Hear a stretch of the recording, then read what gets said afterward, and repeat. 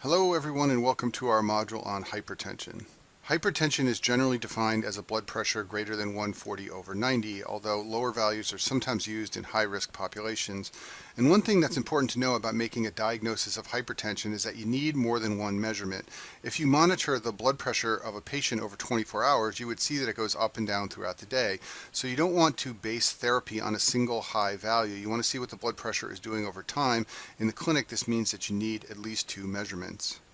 Most patients, about 90% or so that you see with high blood pressure, have what's known as primary, or it's sometimes called essential hypertension. The etiology of this disorder is not clear. Less commonly, patients have secondary hypertension. I talk about this in a separate module. Most secondary hypertension is due to chronic kidney disease, but there are a number of other causes. Even though we don't know the cause of primary hypertension, there are a number of established risk factors. If you have a family history of hypertension, you're more likely to develop the condition. It's much more common among people of African American race. If you consume a high salt diet or lots of alcohol, you are more likely to develop hypertension. In fact, if you ever see a patient who has resistant high blood pressure that you can't seem to treat, you should ask them how many drinks they are consuming per day. Often they are drinking many alcoholic beverages, and this is raising the blood pressure. And then finally, obesity and physical activity are also associated with hypertension. Let's talk about the association between dietary sodium intake and hypertension, because there's an important and high-yield tie-in here with renal physiology. Your body tightly controls the plasma sodium concentration at 140 milliequivalents per liter. It does this via the renin-angiotensin-aldosterone system and through ADH release from the pituitary gland. What this means is anytime you consume excess sodium, your body will retain water to balance the sodium out and keep the plasma sodium concentration normal at 140 milliequivalents per liter. So when you go out and eat a high sodium meal, for example, if you consume hamburgers and french fries like I've shown in this picture here, your body is going to respond to that by retaining water. The way this works is the excess sodium consumption leads to a slight rise in the plasma osmolarity. This is sensed by the body, and ADH release increases from the pituitary gland. This leads to the retention of water by the kidneys, and thus the plasma sodium concentration stays normal at 140 milliequivalents even though you are taking in more sodium. There's a price that is paid, however, for maintaining this normal plasma sodium, and that is that water retention has occurred and there's been an increase in the effective circulating volume. When the effective circulating volume goes up, this can raise the blood pressure, and this is the mechanism by which consumption of high salt foods can lead to hypertension. And in parts of the world where salty foods are routinely consumed, there is a high incidence of hypertension by this mechanism. We do a lot of screening for hypertension, and the reason is because it's one of the silent killers. It's an asymptomatic condition, but it can lead to deadly disorders. It is strongly associated with the development of stroke, heart disease, including myocardial infarction and heart failure. It can also lead to renal failure. It's also a risk factor for aortic aneurysms and aortic dissection. Most of the disorders associated with high blood pressure are vascular disorders. They're diseases of the blood vessels where the blood vessels become sick over time from exposure to high pressures, and this leads to things like myocardial infarction and stroke. So let's talk about the specific effects of hypertension on blood vessels. This is particularly important for you to know for step one of your boards. So first of all, hypertension can lead to accelerated atherosclerosis. Atherosclerosis is a buildup of lipid and fibrous plaques in the vessel walls. It is these plaques that can rupture and lead to stroke and myocardial infarction. Hypertension can also lead to arteriosclerosis. It sounds like atherosclerosis, but it's a different process. This is a thickening of the wall of the artery, and it's a response to chronic hypertension. There are two types of arteriosclerosis that can be seen among patients with hypertension that you should be familiar with for step one of your boards. The first type is called hyaline arteriosclerosis. If you look at this picture on the screen, shown is a blood vessel with hyaline arteriosclerosis. Hyaline means glassy appearing, and this pink glassy appearing material is evidence of hyaline arteriosclerosis. It's a thickening of the small arteries that is believed to be caused by leakage of protein materials out of the vessel wall in response to chronic hypertension. You can also see this with aging. It's also seen in patients who have diabetes, but it's common and very widespread among patients who have hypertension. There is another type of arteriosclerosis that can be seen in patients who have hypertension. This type is much less common than hyaline arteriosclerosis. This is called hyperplastic arteriosclerosis.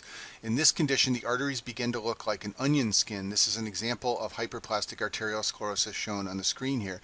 This only occurs when hypertension is severe. Usually the diastolic blood pressure needs to become over 120 for this type of arteriosclerosis to develop. It's sometimes seen in cases that are referred to as malignant hypertension, meaning that the blood pressure rises rapidly and very significantly over a short period of time. What's happening in this situation is that the blood pressure has gotten so high that the basement membranes are replicating, and that leads to this onion skin appearance. And what's important to know about this is we'll talk in a few slides about how severe elevations of blood pressure, like a diastolic pressure over 120, can lead to symptoms. Usually hypertension is a silent killer, but if the blood pressure gets high enough, symptoms can occur, and these symptoms can include eye problems like retinal hemorrhages and exudates and papilledema. It can also include other problems like kidney failure and myocardial ischemia. And the reason that those things happen when the blood pressure gets markedly elevated is because the blood vessels undergo this process.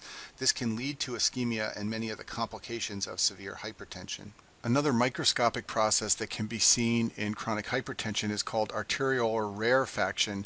This is a loss of arterioles. Recall that the arterioles are the arterial vessels that supply the capillaries, as shown in this picture here on the screen. And in patients with chronic hypertension, arterioles close off and get resorbed over time. This leads to a lower density of arterioles in patients with chronic hypertension compared to normal patients.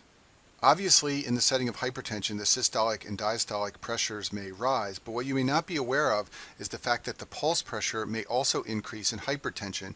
The pulse pressure is the difference between the diastolic and systolic pressure, and this value may also increase in patients who have hypertension. For example, a normal patient could have a blood pressure of 120 over 80. This represents a pulse pressure of 40. A hypertensive patient may have a blood pressure of 170 over 100. The systolic pressure is higher, the diastolic pressure is higher, but also the difference between the two numbers, the pulse pressure, has increased as well. The reason for this is because in the setting of chronic hypertension, the arteries become stiff, and this leads to a fall in compliance, and that generates a higher pulse pressure. To understand this better, I've written the compliance equation in the top right corner of the slide. Compliance is a change in volume divided by the change in pressure for a blood vessel. If we rearrange this to solve for the delta P, the change in pressure of a vessel is equal to the change in volume divided by the compliance. When the compliance falls in the setting of chronic hypertension and stiff vessels, this means that the change in pressure will go up. In other words, anytime you push a volume of blood into a vessel, when the compliance is lower, the pressure change that's generated, which is the pulse pressure, will be higher in the setting of a poorly compliant blood vessel. Another way to think about this is as I've drawn on the bottom of the screen. With a normal, healthy, distensible blood vessel, as blood flows through the vessel can stretch slightly, and this allows the molecules to not be so tightly packed together. As a result, the pressure does not increase that much when blood flows through the vessel, and therefore you get a normal blood pressure with a normal pulse pressure, like 120 over 80 and a pulse pressure of 40. In a stiff vessel, as is seen in chronic hypertension, the vessel cannot stretch. Therefore, when you push a volume of blood into it, the molecules are very tightly packed together and the pressure rises significantly, and this generates a higher pulse pressure. Chronic hypertension has a number of effects on the heart that you should be familiar with. First of all, when the blood pressure is high, this represents an increase in the afterload on the left ventricle, and that can lead to an increase in the work of the heart. In addition, in the setting of chronic hypertension, the left ventricle undergoes a process called concentric hypertrophy. To understand concentric hypertrophy, let's suppose that this is the lumen of a normal left ventricle, and let's suppose that this is the normal wall thickness. In the setting of chronic hypertension, the wall thickness will increase, and you will get a process known as concentric hypertrophy. The lumen will be the same size or smaller than normal, but the walls will be much thicker compared to normal. This is called concentric hypertrophy, and this is a pathologic response of the left ventricle when the myocytes are exposed to chronically elevated blood pressure. As a result of this, you can get large voltages on the ECG. This is a normal ECG at the bottom left of the screen. Note that the voltage of the QRS complexes is relatively minimal. In contrast, on the right side of the screen is an EKG from someone with concentric hypertrophy, and the voltage is dramatically increased. The increase in wall thickness can also displace the apical impulse. You can detect this on physical exam. And the walls become thicker, and this can lead to diastolic heart failure. It can also lead to an S4 that you can hear on auscultation of the heart. When the blood pressure becomes severely elevated, it can potentially be life-threatening, and there are a couple of terms we use clinically in this situation. When we say a patient has a hypertensive urgency, we mean that that patient has severe hypertension without evidence of end organ damage. There's no agreed upon blood pressure value for severe hypertension or hypertensive urgency, but in general, people will call something a hypertensive urgency when the systolic pressure is over 180 or the diastolic is over 120, and frequently this is encountered in the outpatient setting. A patient comes to clinic with a blood pressure reading like this. They will sometimes be transferred urgently to the emergency room for acute therapy to lower their blood pressure. Contrast that with hypertensive emergency. This is a situation where the blood pressure is very high and there is evidence of end organ damage. There's also no definite value for this condition, but people usually use the same numbers like 180 over 120. And where this is often seen clinically is when a patient has long-standing chronic hypertension and abruptly stops their meds for some reason.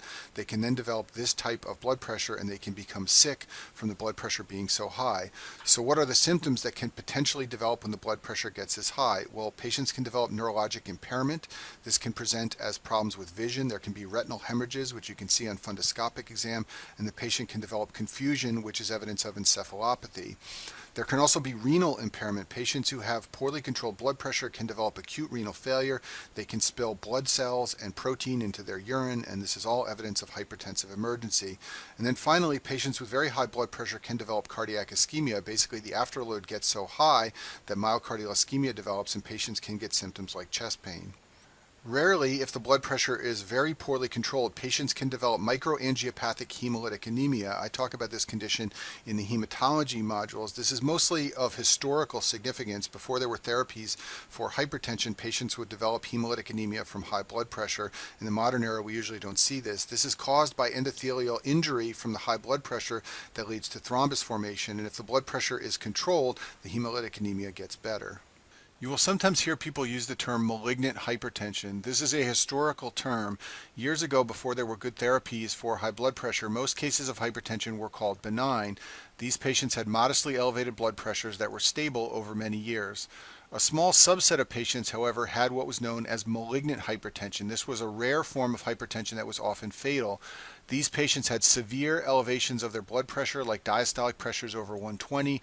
The condition was rapidly progressive and usually fatal over 1 to 2 years, and these patients would die from all those complications of severely elevated blood pressure we talked about before, things like renal failure, retinal hemorrhages, and cardiac ischemia.